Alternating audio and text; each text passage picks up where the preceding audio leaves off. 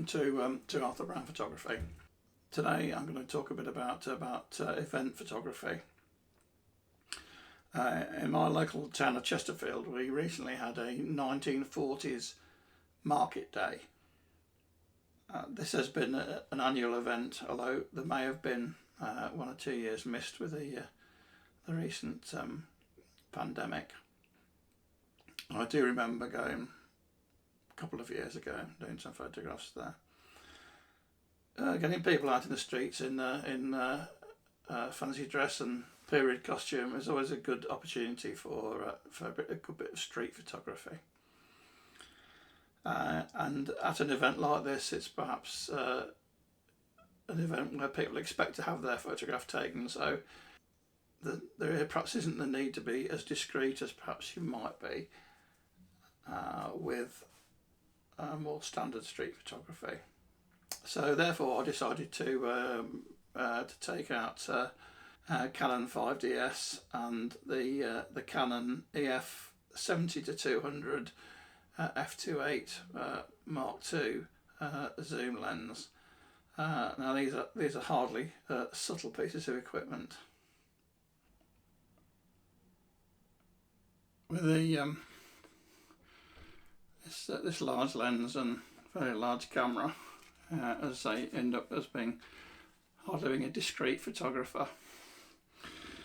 I do like the 5DS body for this type of photography because at 51 megapixels, actually at 51 megapixels until last week when the new Sony Mark V came out, this was the DSLR full frame camera with the highest megapixel count that you could buy, and this has been on the market since about 2017, so only just beaten.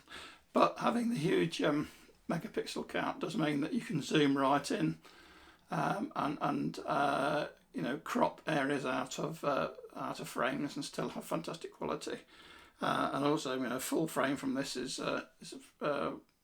I've never multiplied it up, but it must be well over 8K in terms of resolution, and then you do get some wonderful detail. Particularly, I find it very, very good for black and white photography because of the level of detail that you can achieve. But as I say, it's perhaps the kind of gear that people expect to see at an event like this, and they're not that shocked by having this shoved in their faces. So if I was doing street photography, perhaps just in a different situation, I'd probably just use my little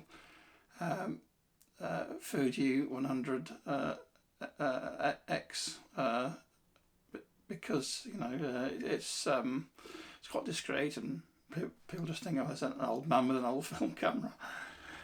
But however, this does make people smile, and as I say, it is ideal for that kind people photography, which was really the point of the day. There was one or two bits of items of old army vehicles and things to photograph, but mainly it was people dressed up in 1940s costumes. That was the point of the exercise, and this is great for those kind of portraits. You can zoom right in.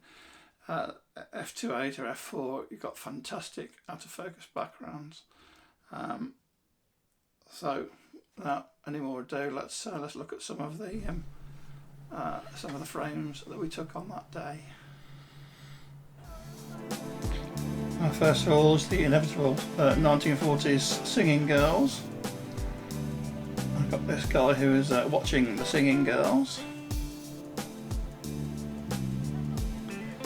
A few nice old vehicles. Don't forget the coal miners, very important part of the war effort. There's a detail of a Jeep. Another Willys Jeep.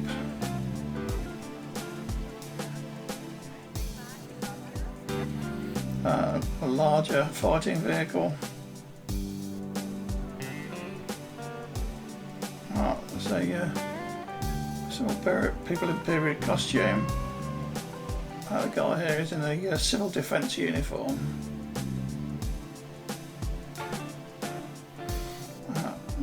One of the market traders in the spirit of the day. Some more ladies dressed up in period costume. And again, having a good laugh anyway about something. Another one of the singers. I think this might be some kind of American uniform. A tea lady. Another tea lady.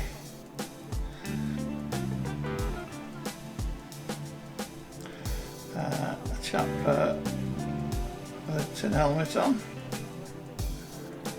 And the dancers.